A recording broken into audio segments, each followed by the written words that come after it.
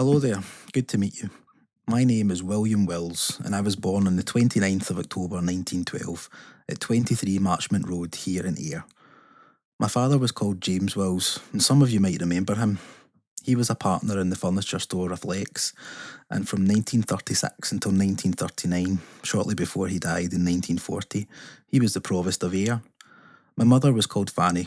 My parents had 3 children before me, but only one, Sissy, was alive when I was born.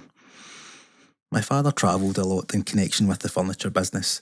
He was often down in England and even further away sometimes, such as New York and Germany. When I left school, I went to work in the family business. Like my father, I travelled a great deal. Interestingly, I spent a long time in Germany, long enough to become fluent in the language and to observe firsthand the rise of Hitler and the developments of Germany during the 1930s. Eventually, I was made a director of a flex. Despite all my travelling, I was still very active in sport in Ayr. I played rugby, and I was good enough to play as a forward for the Ayr First 15. I also played for Ayr Cricket Club, and I was the secretary of Ayr Tennis Club for some time too.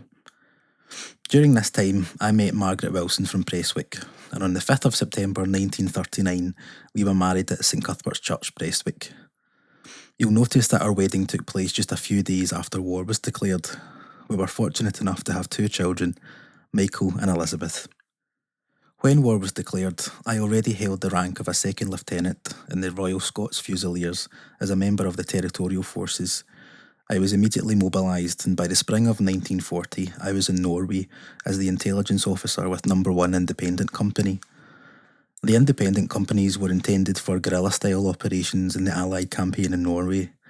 We arrived in Norway on the 27th of April 1940. We carried out some commando-style raids, most of them unsuccessful, and we were withdrawn from the region on the 1st of June. Soon afterwards, I was sent overseas again as a liaison officer. I was able to make good use of my knowledge of German, but that's all I'm allowed to tell you. By the time of the D-Day landings in 1944, I was a major with the Royal Scots Fusiliers. I took part in Operation Goodwood, which took place from July 18th to the 20th, 1944, as part of the Battle for Caen in Normandy, France.